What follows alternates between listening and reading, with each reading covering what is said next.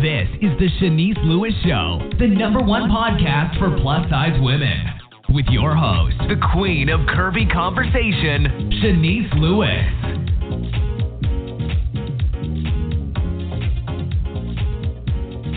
Welcome to the show. I'm your host, Shanice Lewis. Today is a Monday, November 25th, 2019.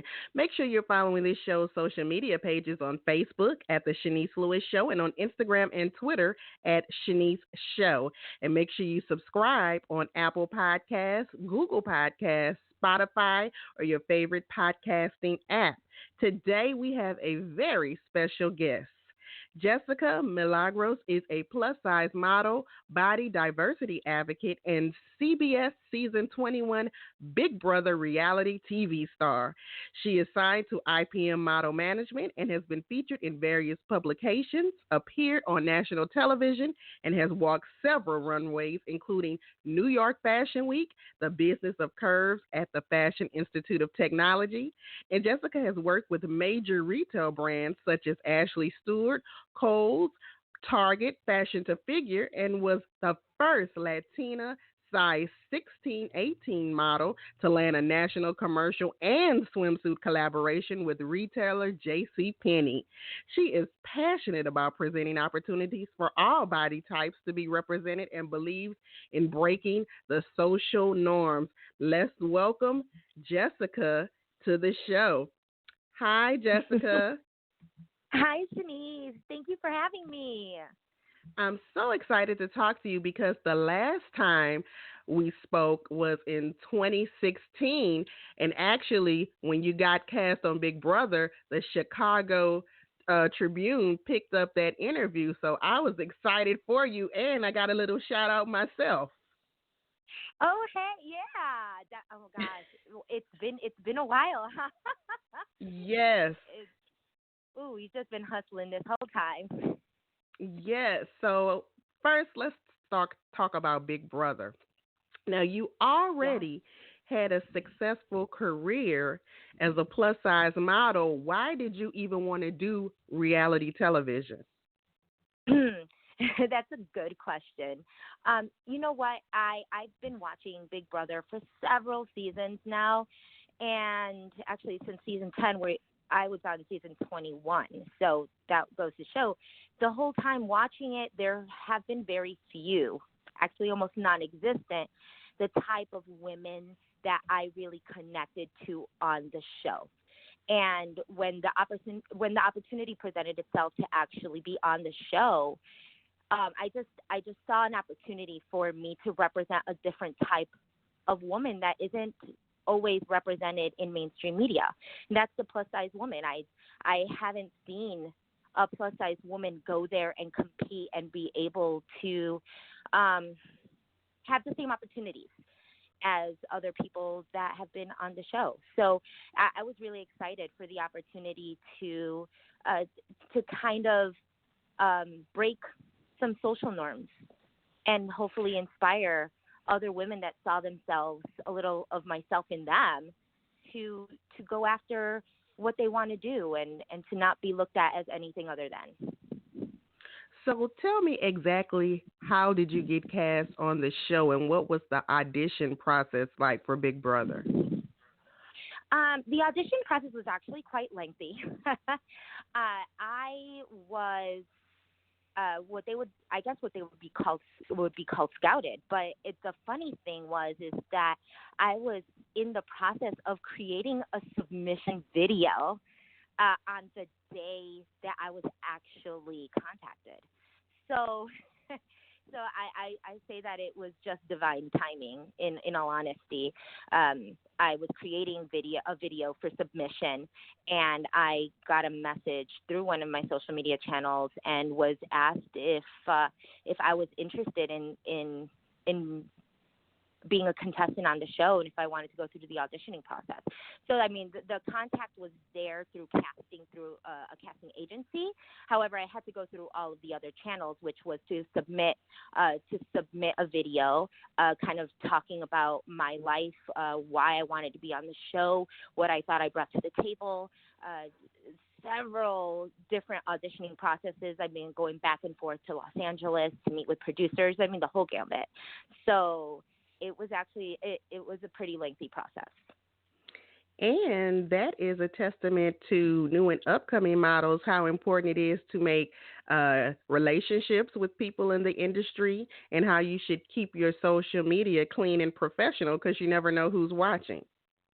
Oh, definitely. I mean, as I mentioned before, the process is very lengthy and grueling, and they go through they go through everything, past and present, of like what you're doing, who you are, the types of messages that you've been sending. I mean, I was almost about ready to give up my baby's rights. It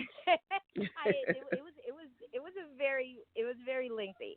So, but I think what I've learned from that is that I'm very proud of the relationships that I've kept over time, and the fact that I've always been very, very professional and very passionate about the work that I do, and that I've worked hard to where I've gotten in life in general, not just in the modeling industry, but, you never know what contacts, who's watching, who's looking at you, and who is deeming you inspirational. Like, I got contacted specifically off of a prior relationship that I had from a past job. And from there, they made a suggestion, and then the casting director had been following me for months on end, and without any idea that this was happening, so that there are eyes that are watching you, and it's why it's important to be a good example. Now, how difficult was it to not to be in communication with your friends and family while doing the show? Oh, wow. The process of just getting kind of giving up social media in general was really bad. My phone, of not being in contact with anybody, was even, I didn't realize how hard it was going to be, but it was even worse. I was without contact with my husband for 110 days. So, wow. And I mean, when they say no contact, it's really no contact. I mean, they can see what you're doing, and they're probably, my family members and my friends were being updated on what I was doing, because obviously I was on live shows every week, but I had no idea what was going on outside, within my own family or within the culture in general. Like, I had no idea that anything was ever happening. And we don't realize how dependent we are on that type of communication. And not just for that, but just to be a part of my community, because being in that house, you are learning about different cultures. Like, there are other cultures. There's other, ideas and thoughts from other people. There are several biases that you have to overcome, and not having the support system that you're used to in real life. That's a very hard thing not to have. Now, what if there was a family emergency? Like, what if your husband would have got in a car accident? Would they have let you know, or you just had to find out after everything was over? Oh, no. They would definitely be able to contact you in case something like that was to happen. I think it would really depend on how severe the situation is, and we're asked to kind of give that severity of, like, when we would want to be contacted. Would you want to be contacted if your cat, if your cat passed away, or would you want to be more severe if a family member is in a dire situation? So, I mean, you do have the ability to kind of ask for that. In my instance, it was just more, as long as my immediate family was in good health, that's all I cared about. Anything else, don't contact me. It's like, we got a game to play. Right. So, do you like the way you were portrayed on Big Brother? Because sometimes people that appear on reality shows say, that's not me. They edited me into a character, and that is not who I really am. So how do you feel about that? And would you do another reality show? That's a good question. You know, it is hard. I agree with what you're saying. I think a lot of people do feel that way, and there's always an editing process, and unfortunately you are going to get edited. Not everybody likes the way that they're edited. Me personally, I don't feel that is exactly who I am. There are some truths to the type of person I was, but at the same time, I was also playing a game. So I wish that they would have portrayed a little bit more of my stronger character, but at the same time, I was also portrayed as a non-problematic character, which is always a great thing, you know. So I wasn't the person who was gearing up all of the drama, which is something that I was very particular with. I wanted to make sure that the reason that I was there was to portray a strong Latina plus size woman, and I didn't want any other stereotypes to be put on there. I think I was very careful to not create problems where problems didn't need to exist. So in that case, I think I did a good job, and in others, I wish that, you know, you always wish you want a little bit more airtime.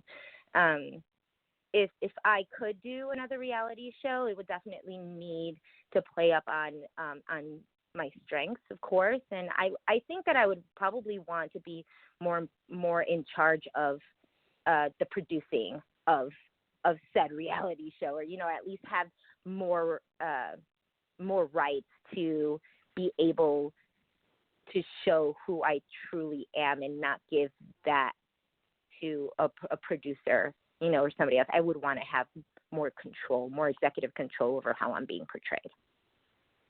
Now, what opportunities have you received since being on the show? Has it boosted your career in any way? I think that it's definitely made things for the better. I definitely have more visibility. There's a lot more people that I have been in contact with that have said that I've touched them in different ways, that I've inspired them to do and do things that they would never have thought to do. I am working on a few projects, which I'm insanely excited about, that are in the works that I can't particularly say. So I have kept pretty busy. You know, the modeling is there, and it has, and I have been modeling since being outside of the Big Brother house. So I think I just have been working on making sure that this new platform that I have with new followers is used to its full potential, and make sure that I'm not just aimlessly like walking through, but using my platform for the better. And obviously, after Big Brother, I did a short stint on The Bold and the Beautiful. I had a walk-on role on The Bold and the Beautiful, so it definitely has opened up my eyes to the world of acting. So that also might be something that I would be interested in doing. So you're currently in Chicago. So eventually, do you plan to relocate to Los Angeles or New York for your career? No, I don't. I haven't really thought about that. I obviously, if a good opportunity exists, if something just happens to fall in my lap and it's a great fit, then that might be a different story. But I've always prided myself in doing everything that I have done while still being in Chicago. I love Chicago. It's a great city. It's very central to what I do, because I could easily get to either sides of the country in little to no time. So that's always a great plus. And right now, Chicago also has a budding, film. The community here is kind of up and coming for opportunities in film and acting and things of that nature. So we shall see. I don't know. LA life is a little too lax, and I think New York life is a little too hectic. I feel Chicago is a very big middle ground for that. So we shall see. And I mentioned before you even were cast on Big Brother, you are already booked and busy. Now, how long have you been signed with IPM Model Management? And since signing with them, you've been working consistently, right? Oh, definitely. Yeah, wow. Actually, with IPM Model Management, it's going to be close to 8 years now. So it's been it's been a great run. They've been an amazing agency to work with. I really don't have any complaints. We've gone through so much, especially being on the bigger, at that point on the bigger side of plus, right? When you're a size 18, 20 model, working for some of these companies can be a little bit harder because it's just what they were not looking for models of that size. So to be able to kind of work with these companies like Kohls and JCPENNEY and Target at the size that I was, it's amazing. And the opportunities, of course, with brands like JCPenney and being able to work, the collaboration with their swimsuits and whatnot. It's been a hard and trying 8 years, but at the same time, it's so rewarding for the type of work that I do, because not many people get to do that, and so I'm very blessed. And that was a big accomplishment for you and IPM Models when you got the collaboration with the JCPenney's. You actually made history by the first Latina size 16, 18 model to land something that big with JCPenney's, right? Definitely. It was the first of its kind. It's been a blessing, to be quite honest. Going into it's almost like a dream. You think about all the people that you want to represent, and you are in this place where you get to basically make decisions based on everything you've learned from your community and the people that follow you, and listening to their wants and their needs and what you as your own person want to see in the fashion industry and what lacks. So there's this sense of accomplishment to know that, you have a part in such a big, place like that, because seriously, not enough of us women are being heard when it comes to those fashion decisions or even like opportunities like that. I have no words. And I have to say, with your collaboration with JCPenney's, the swimsuits were amazing. I had an opportunity to wear one, and it was one of my favorite swimsuits I ever had. So the products were amazing. I thought you looked great. Thank you. You look fabulous, too. Thank you. And so do you have any more things in the work with JCPenney's for 2020, or we have to just wait and see? You'll definitely have to wait and see. I can't really say much of my projects, but what I'm looking for more, what I'm looking to do in the following year is to definitely take more creative control and be able to kind of have more of those decisions, be a little bit more involved in whatever project I'm in. I think that was my learning curve the past couple years. Sometimes as a model is very different in being a model and an entrepreneur, because when you're just modeling, you are taking those directions from the creative directors, from the photographers, from the people, you are just that tool that is helping them create what they want. And as an entrepreneur and, as a business owner and as a creator, that I see myself, like, I want to take more of that creative control on myself, which is a lot. It's a bigger, opportunity to kind of show exactly what I'm made of, but it also takes a lot harder work and more time to prepare, because it's, my own thoughts, my own creative process. And so I'm excited. I'm excited for what the new year brings. So we have a lot of inspiring models that listen to the podcast, and they see you as a successful plus model, role model, now reality TV star. But talk about some of the obstacles you had at the beginning of your career, because success doesn't come overnight, and sometimes people are super impatient. Definitely. I think every successful, individual has their backstory. It is a lot of hustle. It's a lot of long sleepless nights. It's a lot of money out of your own pocket, starving artist type deal. There's a lot of investment that goes into um, into modeling, and I think a business in general, right? And I think what some models fail to see is that uh, they they don't take their modeling as seriously as they would starting, I don't know, a restaurant business or, a another business where they would need to actually take the money in and pay for rent or pay for, the products that they're going to sell or things of that nature.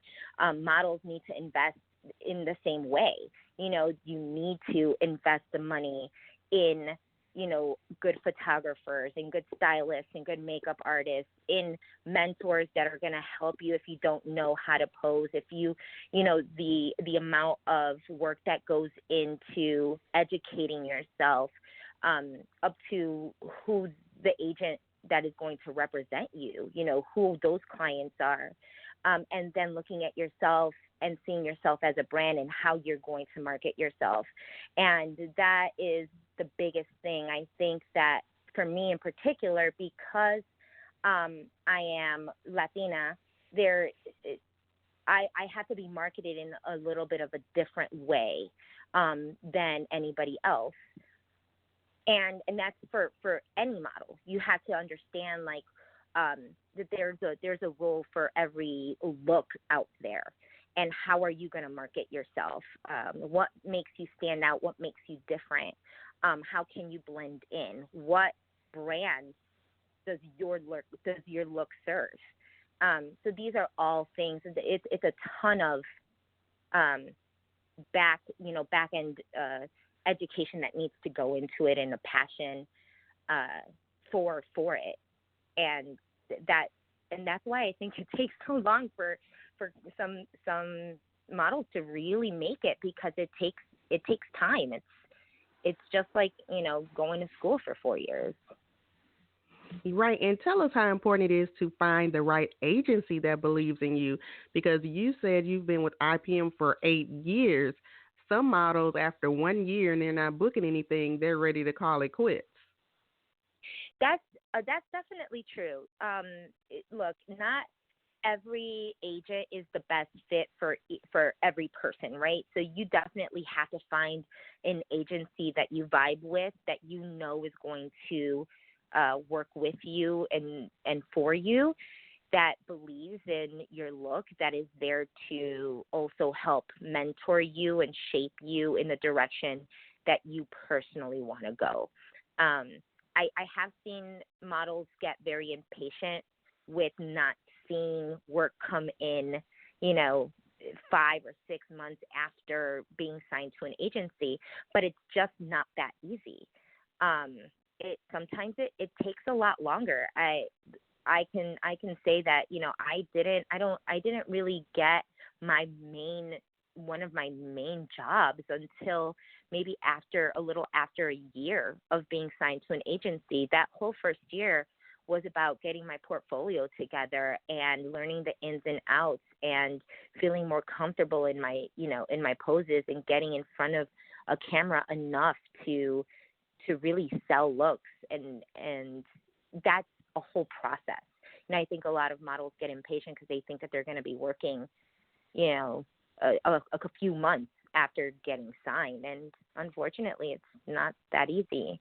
I think a lot of models that I talk to nowadays, they've had very similar stories. It takes, it can take a long time. It could take years until you catch that big break. And when did you know that your career was booming enough that you could model full time? I was actually modeling full time after my third year of being signed to the agency.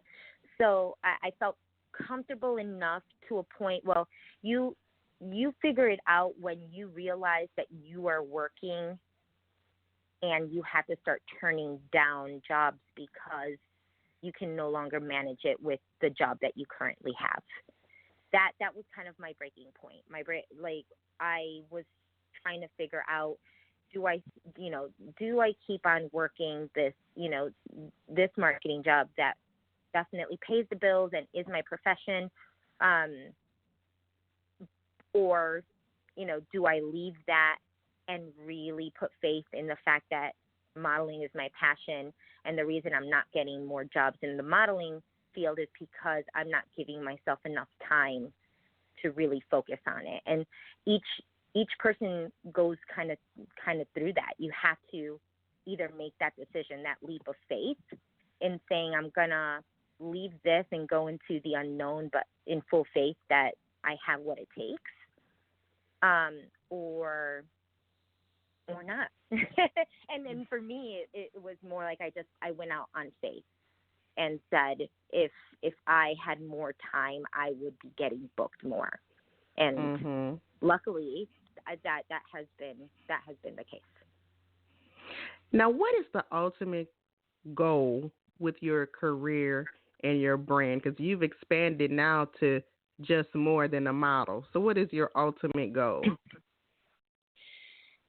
I haven't really, that's a great question. I have not really looked at the whole right now because I'm still kind of going through a lot of my goals and my mission. But one thing seems to be clear is that I want to be an influence to those that see me and see me working and see all of these positive aspects of me being, a body positive woman. I want to, as I mentioned before, I want to break those social norms, and we're doing such a good job in this community doing so.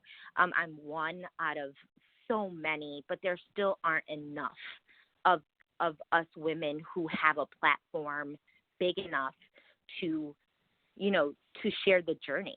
And that's all I wanted. It's I want to be able to speak on bigger platforms so that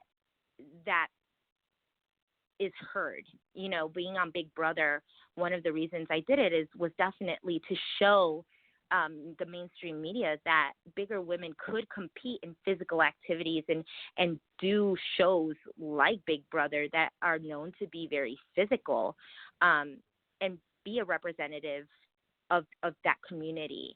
And I was very surprised that I am the first plus size model to ever be on the show. And before me, there was only 2 other plus size women that had ever been on it in 21 seasons. So really to only have 3 women and be the first woman of color that is plus size to be on the show is, I'm very proud of it. And at the same time, there needs to be more of that push. Next year, there should be another plus size woman. There should be 2 plus size women. There should be, we should be getting more roles on TV. We should be able to do all of these things that we want to do and do them on a bigger platform. Now, do you have anything else happening that we can be on the lookout for that you can actually tell us about? I'm thinking, that's a good question. As of right now, no, I can't. Everything will be happening in 2020, obviously with the holidays coming up so soon. But if anybody is really interested in, following me in my journey, they can follow me at J Milagros Plus on Instagram. It's the same for my Twitter handle. And my Facebook is pretty much across the board. I am looking on creating a YouTube channel, so look out for that, and that'll be hopefully coming out in the beginning of 2020. And then that's where I'll probably give all the other good information. But you can be currently seen on the Ashley Stewart website, I think. Oh, definitely. Yes. You could definitely see me on the Ashley Stewart website. If you haven't seen the episode of The Bold and the Beautiful, that is definitely on CBS All Access. You can check out my walk-on role on The Bold and the Beautiful there. And you can be seen on London Times website too. And Maggie, correct. London Times, Maggie London Curves. Those are definitely areas that you can see some of my work for sure. Yes. Now I just know that because that's places I shop and I see you on the website, so that's how I know. Well, yeah, before you, I sometimes forget. Well, before you go, once again, tell us your official social media pages and your website. So you can find me on Twitter, Facebook, and Instagram using the same handle, Milagros Plus. That's the social media handle. You can also learn a little bit more about me at www.jessicamilagros.com. That will probably be up and running within the week. So that's always a great place to read up on me and some of my articles on Oprah Magazine or on Cosmo, which I have some great articles regarding that and Big Brother. And I believe that's it. It's really so much information. Well, thank you for taking the time out to talk to me today. It's a pleasure to see you just grow with your career and your brand, and I'm so excited for everything you have going on. Thank you so much, Denise. Thank you for having me. It's always a pleasure to talk to you. I know it's been a while since our last interview, so I'm blessed to even be talking to you right now. Well, thanks again, and enjoy the rest of your day. You too. Thank you. All right. Bye-bye. Bye. And thank you to our fabulous guest this evening, Jessica. Make sure you check her out on social media, and for bookings, contact IPMModels.com. I've been your host this evening, Shanice Lewis. Thank you for tuning in and always supporting. Until next time, keep thriving in your curves and be blessed.